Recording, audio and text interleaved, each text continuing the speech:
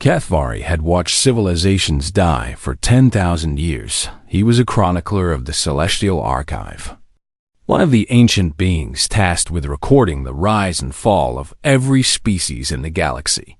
And in all his centuries of observation, he had learned one truth above all others. Everything ends. The bitch. Strong consumed the weak perished, and the universe continued its slow march towards silence. He had seen the Velthari Empire crumble beneath the weight of its own arrogance, had documented the extinction of the Singing Ones when their sun went dark, had recorded the final screams of the architects themselves when their own creations turned against them. Nothing surprised him anymore. Nothing moved him. He was simply a witness, a keeper of records, a being who existed only to remember what others would forget. That was why he had come to Ashenmore, planet hung in space, like a bruised fruit, its atmosphere thick with the smoke of 100 previous wars, its surface scarred by craters that had once been cities, and its people reduced to scattered colonies. Clinging to survival in the ruins of greater civilization was a graveyard, and the humans who lived there were about to become its newest occupants. Kethvari had studied humanity for several decades, ever since their first ships had stumbled into the galactic community like children wandering into a den of wolves. They were unremarkable in almost every way. Their bodies were fragile, their lifespans pathetically short, their technology centuries behind the major powers, and their understanding of the universe limited to their own small corner of space. They should have been conquered within a generation. They should have been absorbed into one of the great empires, their culture erased, their people scattered, their memory reduced to a footnote in the Celestial Archive, and yet they had survived. Kethvari found this mildly interesting, but he attributed it to luck and geography, rather than any special quality. Humanity had simply not yet encountered a threat serious enough to destroy them that was about to change. Dominion of Kroth had turned its attention to the human colonies, and the Dominion did not lose. They were a hive mind species, billions of individual organisms connected to a single vast intelligence that had been consuming civilizations for millennia. They did not negotiate. They did not trade. They did not coexist. They simply absorbed everything in their path, adding the biomass of conquered species to their own endless expansion. While civilizations had fallen to the Dominion in the last 1,000 years, alone humanity would be the 30th. Vathavir had arrived on Ashenmore 3 days before the invasion began, establishing his observation post in a shielded bunker that would protect him from the violence, while allowing him to document every moment of humanity's extinction. He had done this many times before. He knew how it would go. Dominion would land overwhelming forces. The defenders would fight bravely for a few hours, or perhaps a few days, and then the resistance would collapse as morale shattered and survival instincts took over. The end would come quickly after that. Absorption was painless, or so the Dominion claimed. Kethvari activated his recording devices as the first Dominion ships broke through the atmosphere. There were thousands of them, bioorganic vessels that looked like falling seeds, each one carrying hundreds of warriors bred specifically for ground combat. The sky turned dark with their numbers. The ground shook as they landed, and then the warriors emerged. Kethvari had seen Dominion forces before, but the sight still impressed him in a clinical way. Each warrior stood 3 meters tall, covered in chitinous armor that could deflect energy weapons, armed with claws that could tear through metal, and connected to the hive mind in a way that allowed perfect coordination across millions of individual units. They moved like a single organism, flowing across the landscape in waves that seemed almost beautiful in their terrible efficiency. The human defenders numbered 40,000. Their fleet had been destroyed in orbit before Kethvari even arrived, caught by a Dominion ambush that had left nothing but debris raining down on the planet's surface. No reinforcements were coming. No evacuation was possible. The humans were alone, outnumbered, outgunned, and facing an enemy that had never known defeat. HFY began composing his entry on humanity's extinction. Had already written the first paragraph when he noticed something strange. The humans were not retreating to defensive positions. They were not fortifying their cities or preparing last stands behind walls and barriers. They were advancing. HFY adjusted his sensors, certain he had made an error, but no. The readings were correct. Human forces were moving toward the Dominion landing zones, not away from them. This made no tactical sense. The humans should have been using every advantage of terrain and fortification to delay the inevitable, to make the Dominion pay for every meter of ground, to buy time for civilians to hide or for some miracle to arrive. Instead, they were charging directly into the teeth of an overwhelming force. HFY had never seen anything like. Eyes watched as a single human soldier walked into the space between the two armies, a stretch of barren ground that would soon be soaked with blood. The soldier was small compared to the minion warriors, barely reaching the chest of the smallest among them. He carried a flag on a pole, a piece of colored fabric that seemed absurdly primitive in the context of interstellar wars. Soldier planted the flag in the ground. Then he activated a communication device that broadcast on all frequencies, military and civilian, human and Dominion alike. His voice was calm. "You wanted this world," the soldier said. HFY leaned forward, suddenly interested in a way he had not been interested in anything for centuries. The Dominion forces had stopped moving, their hive mind apparently confused by this unexpected behavior. "You came here to take our homes," the soldier continued. "You came here to kill our families. You came here to erase everything we have built and everyone we love." The soldier looked up at the darkened sky, at the thousands of ships still descending, at the millions of warriors waiting to advance, and then he smiled. "Come and take it," he said, behind him. 40,000 humans raised their weapons and began to march forward. HFY stared at his sensors in disbelief. This was not how species faced extinction. This was not how the weak confronted the strong. This was something else entirely, something he had never documented in 10,000 years of watching civilizations die. He deleted his entry on humanity's extinction. He was no longer certain how this story would end. 3 days into the siege, and HFY could not understand what he was witnessing. The Dominion had landed over 2 million warriors on Ashenmore, a force that should have swept across the planet in a matter of hours. And yet they had advanced less than 50 kilometers from their landing zones. Human losses were severe. Thousands had died in the first wave alone, their bodies scattered across the battlefield like broken toys. But the Dominion had lost more, far more. HFY ran the numbers again and again, certain his calculations must be wrong, but the data remained consistent for every human soldier killed. The Dominion lost between 15 and 20 warriors. This should have been impossible. The humans were fighting without air support, without orbital assistance, without any of the technological advantages that allowed weaker species to compete against stronger ones.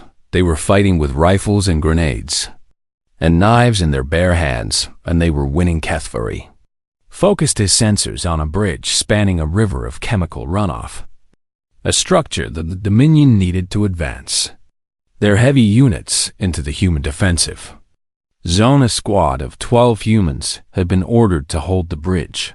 They had been holding it for 11 hours. The chronicler watched as wave after wave of Dominion warriors crashed against the human position, each assault leaving dozens of chitinous bodies piled on the bridge surface. The humans fought with a ferocity that defied explanation. When their ammunition ran low, they fixed blades to their rifles and fought hand to hand. When their blades broke, they picked up rocks and used them to crack Dominion skulls when they were too wounded.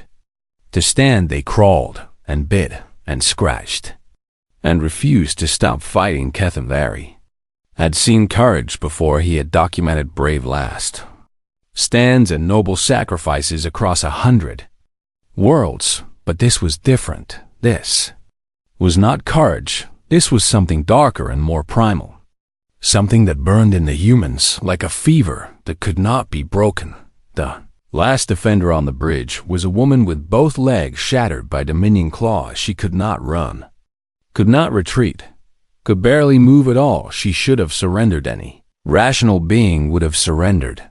Instead, she waited until the Dominion warriors surrounded her, until they were close enough to touch, and then she triggered the explosives strapped to her chest. The bridge collapsed into the river below, taking hundreds of Dominion warriors with it. Kethamvari sat in silence for a long time after that. He had seen sacrifice before, but always in the service of some greater goal, some logical calculation that one life was worth trading for. Many this woman had not died to save.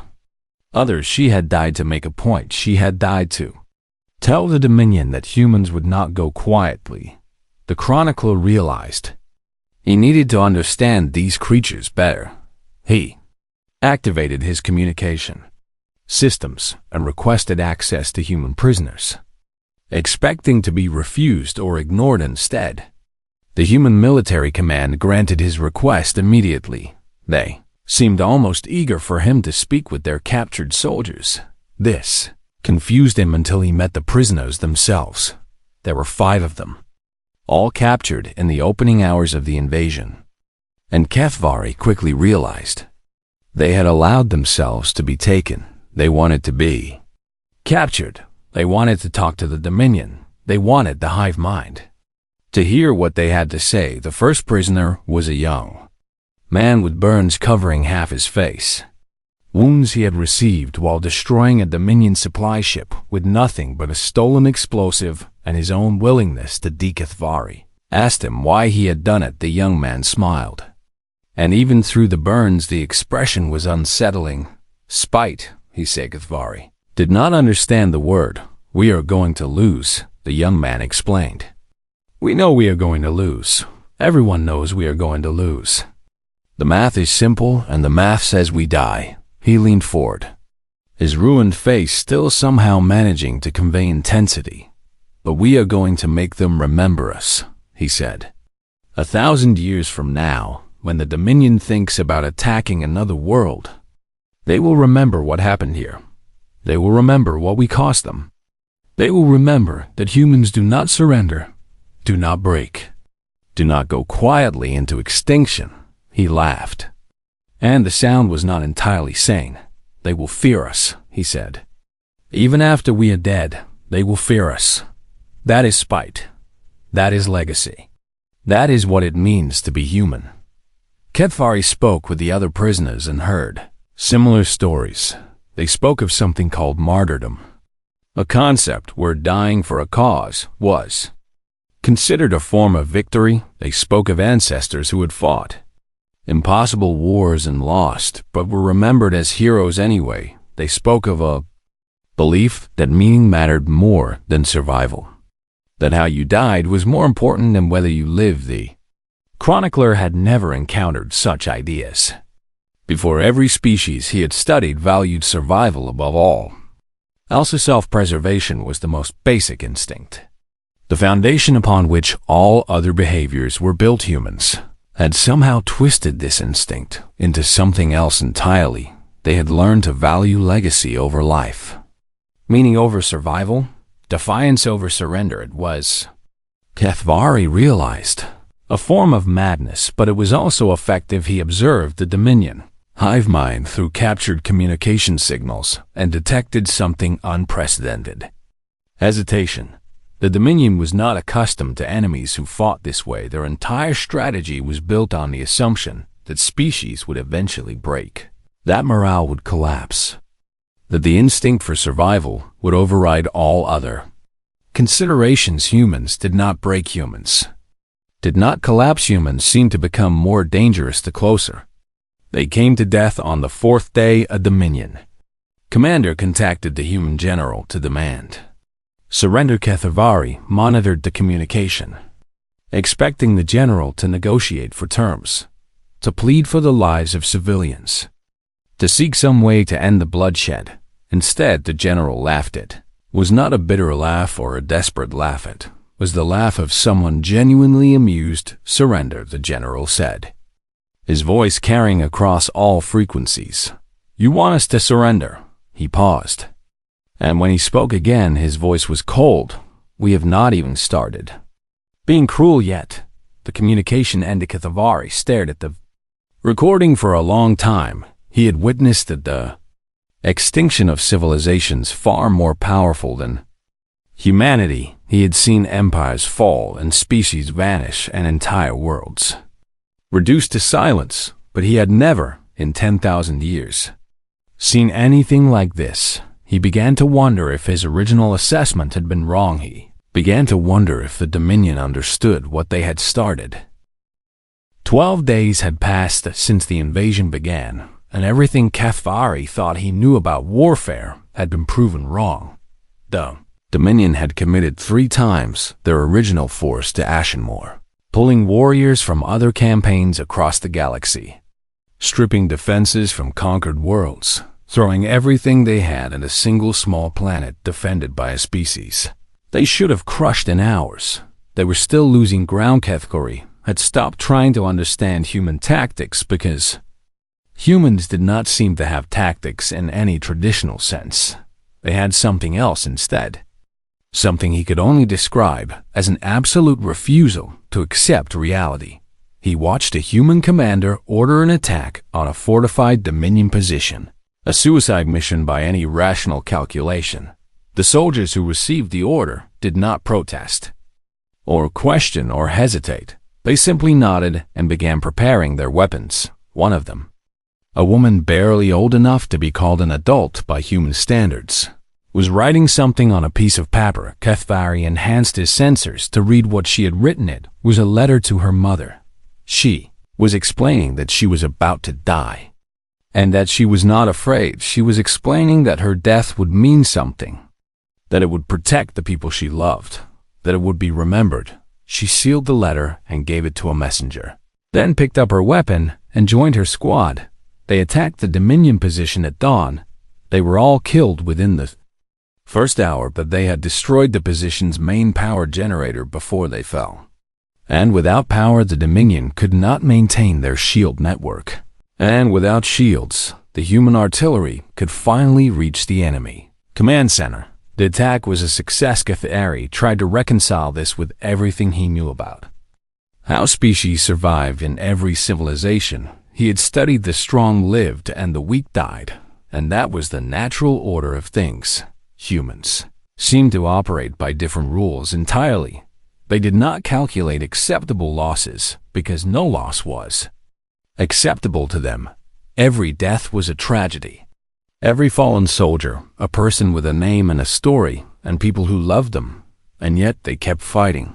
They kept dying. They kept throwing themselves against an enemy that should have broken them 1,000 times over.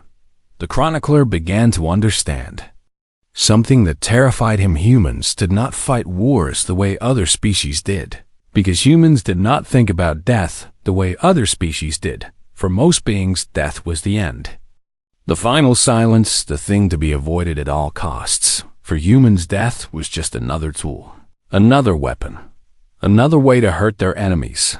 They had learned to make their deaths mean something. On the 14th day, HFY witnessed something that changed his understanding forever. The humans launched an operation they called Orpheus, a counterattack into territory held by the Dominion. Objective was a processing center where 200 human civilians had been captured and were being prepared for absorption into the Hivemend. Only route to the center led through a valley that the Dominion had flooded with chemical weapons, toxins that would kill any unprotected organism within minutes. The humans did not have enough protective equipment for all the soldiers needed to complete the mission. They went anyway. HFY watched 300 soldiers march into the valley.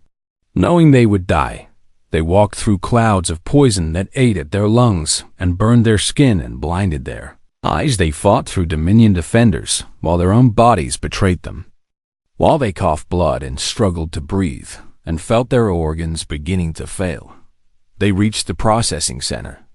They freed the civilians. They held the perimeter while evacuation ships arrived, and then they died, all 300 of them. Their bodies finally surrendering to the chemicals they had been breathing for hours. The last soldier to fall was a man named Corporal David HFY. Would remember that name for the rest of his existence. John had stayed on his feet longer than any of the others. His body, somehow refusing to accept what the chemicals were doing to it, had carried 2 children to the evacuation ship with his own hands. He had gone back for more, even when his legs stopped working properly. He had crawled the last 50 meters. With a child on his back when the ship lifted off, Chun was still alive. Barely, his ruined body propped against the wall, and his weapon aimed at the Dominion forces advancing on his position. Died with his finger on the trigger. HFY accessed human historical records after that, desperate to understand how a species could produce individuals like David Chum. What he found horrified him. Humans had been killing each other for their entire existence. They had fought wars over territory and resources and religion and ideology, and sometimes for no reason at all. They had invented weapons capable of destroying their entire planet and had come close to using them on multiple occasions. They had committed atrocities against their own kind that rivaled anything the Dominion had ever done. They were monsters, but they were also something else. They were survivors. They had survived ice ages and plagues and famines and wars that killed millions. They had survived their own capacity for destruction. They had learned to endure suffering that would have broken any other species, and that suffering had forged them into something terrifying. HFY realized that humans were not afraid of the Dominion because humans had already faced the worst enemy imaginable. They had faced themselves, and they had won on the 20th day.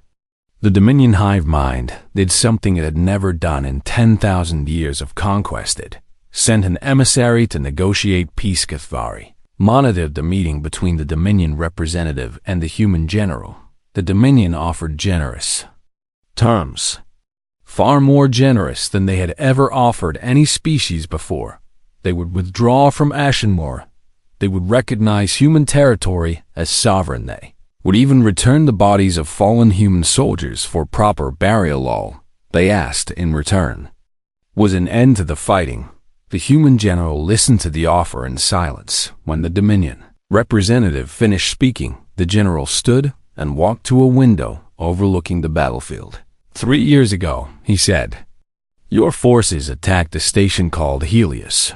It was a civilian outpost, a research facility studying solar phenomena. There were no weapons there, no soldiers, no military value of any kind. He turned to face the Dominion representative. There were 4,000 people on that station, he said. Scientists, engineers, teachers, families. His voice was very quiet. Children. The general returned to his seat. You killed them all, he said. You absorbed them into your hive mind and erased everything they were. You murdered 4,000 innocent people because they were in your way. He leaned forward. There is no peace, he said. There is only how many of you we take with us. The Dominion representative left without another word. HFY understood then that he was not witnessing a battle. He was witnessing a reckoning. 30 days since the invasion began and the Dominion of Krath was in full retreat. HFY could barely believe what his sensors were telling him. Greatest military force in the known galaxy, the hive mind that had consumed 12 civilizations and absorbed billions of beings into its collective consciousness, was running from a species that had been considered primitive and insignificant just months ago. Human fleet had been destroyed in orbit before the invasion even started. Their technology was centuries behind the major galactic powers they had fought the entire war with nothing but ground forces and improvised weapons and their own terrible willingness to die, and they had won. But the humans were not satisfied with victory. They were not content to simply drive the Dominion from their world. They were pursuing HFY watched human ships, cobbled together from salvaged Dominion vessels and held together with nothing but desperate engineering and stubborn refusal to accept limitations, chasing the retreating enemy fleet into deep space. They were not trying to defend themselves anymore. They were trying to ensure that no Dominion survivor escaped to threaten other worlds. They were trying to break the Dominion completely. Chronicler had never seen a species behave this way after winning a defensive war most civilizations celebrated their victories and returned to peaceful existence. Grateful to have survived and eager to forget the horrors they had witnessed, humans did not forget. Humans did not forgive. They remembered every death, every atrocity, every crime committed against their people, and they carried those memories like weapons. HFY decided he needed answers that the battlefield could not provide. He accessed the Celestial Archive remotely, searching through records that spanned millions of years. Looking for any species that matched humanity's profile, he found nothing. Every civilization he examined followed the same basic patterns. They rose, they expanded, they encountered threats, and they either defeated those threats through superior force or they were destroyed. The strong survived and the weak perished. It was the fundamental law of existence. Humans should not have survived. They were not the strongest or the smartest or the most technologically advanced by every objective measure. They should have been absorbed by the Dominion within days. But they had not been absorbed. They had not been defeated. They had not even been slowed down for long. The chronicler dug deeper into the archive, accessing records that had been sealed for millennia, documents that only the most senior members of his order were permitted to view. He found what he was looking for in a file marked with symbols he did not recognize, sealed by the architects themselves. The architects had been the first intelligent species in the galaxy, the beings who had seeded life across 1,000 worlds and guided the development of countless civilizations. They had created the Celestial Archive. They had created HFY's own species. They had been gods in everything but name, and they had been destroyed by their own creations millennia ago. HFY opened the sealed file. The title was simple. The mistake. He read the contents with growing horror. Humans had not evolved naturally. They were the result of an error, a contamination event that had introduced unstable genetic material into a developing ecosystem. The architects had noticed the problem early and had attempted to correct it. They had sent plagues that should have eliminated the human species before it ever achieved sapience. The plagues killed millions, but humanity survived. They sent asteroid impacts that should have rendered the planet uninhabitable. The impacts devastated the surface, but humanity adapted and continued. They sent ice ages that should have frozen the remnants of human civilization into extinction. The ice came and went, and humanity emerged stronger than before. The architects had tried everything in their considerable power to eliminate the mistake. They had created nothing. Worked. The file contained detailed analysis of what made humans different from every other species. The architects had encountered most beings evolved towards stability and efficiency, developing instincts that prioritize survival and reproduction and the avoidance of unnecessary risk. Humans had evolved through trauma. Their sapience had emerged not from peaceful development, but from constant struggle, from generation after generation of suffering and loss and desperate survival against impossible odds. They had developed bonds through shared pain. They had created meaning through struggle. They had learned to find purpose in defiance itself. The architects had a term for what humans had become. They called them spite-driven organisms, creatures whose primary motivation was not survival or reproduction, but the desire to prove that they could not be defeated, could not be broken, could not be erased from existence, no matter what the universe threw at them. The final entry in the file was a warning written in the architect's own language. Do not engage humanity in conflict. Do not threaten their existence. Do not give them a cause to fight for they are the only species in creation that becomes more dangerous the closer they are to death. HFY sat in silence for a long time after reading those words. He thought about what he had witnessed over the past 30 days. He thought about the soldier who had planted a flag and dared the Dominion to come and take his world. He thought about the woman who had detonated explosives strapped to her chest rather than surrender. He thought about David Chun crawling through poison with a child on his back. He thought about the general who had rejected peace because his people's children had been murdered. 3 years ago, the architects had created the galaxy as it existed today. They had shaped the evolution of 1,000 species. They had wielded power that made the Dominion look like children playing with toys. And they had been afraid of humans. Githori understood now why they had sealed this file. He understood why they had tried so desperately to eliminate humanity before it could spread beyond its homeworld. The architects had seen what humans could become. They had seen the potential for a species that would never stop fighting, never stop struggling, never accept defeat, no matter how inevitable it seemed. They had seen creatures who would tear down gods themselves if those gods threatened what they loved, and they had been right to be afraid. On the surface of Ashenmore, a human chaplain was walking among the dead, human and Dominion alike, saying prayers over bodies that would never hear them. HFY focused his sensors on the chaplain and listened to the words being spoken.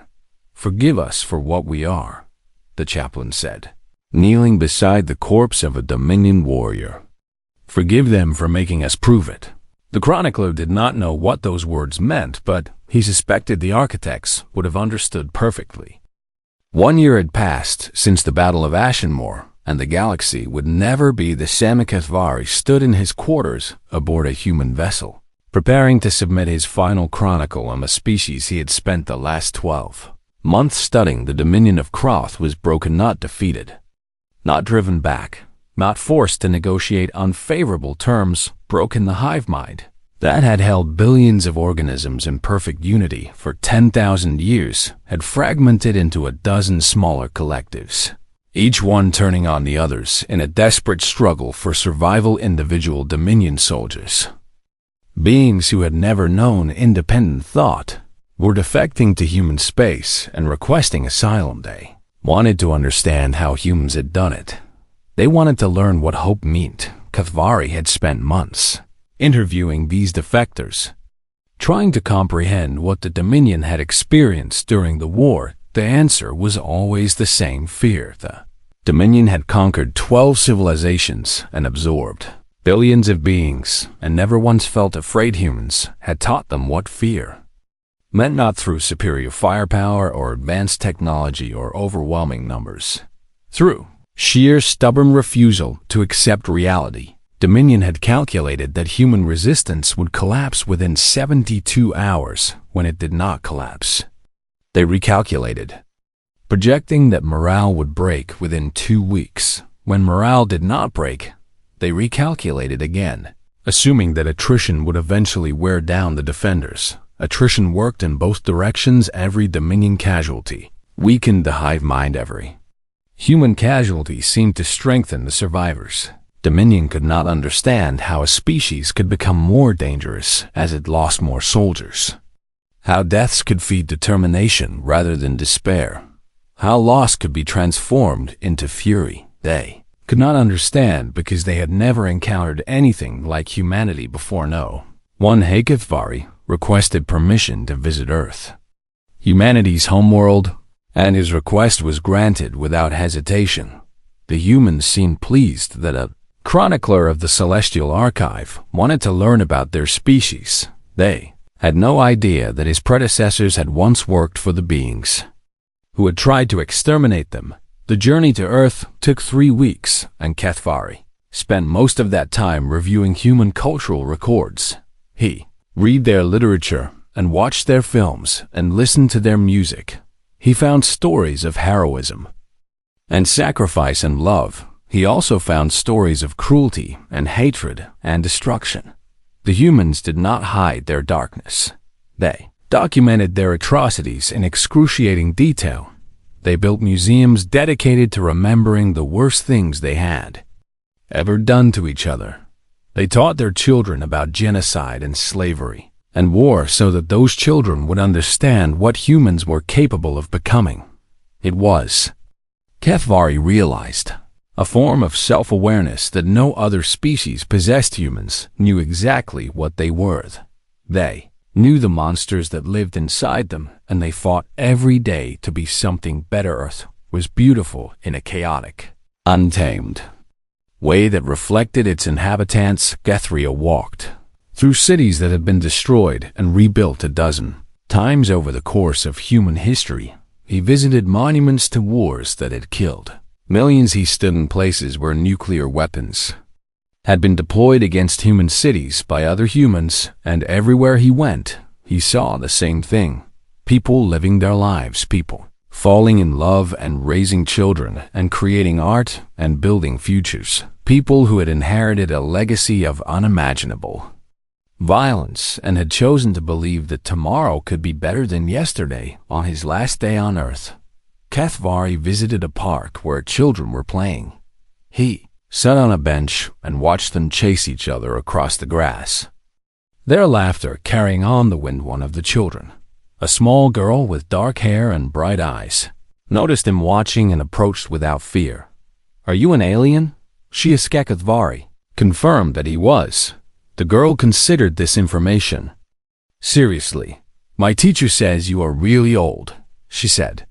"She says your people remember everything that ever happened." HFY confirmed this as well.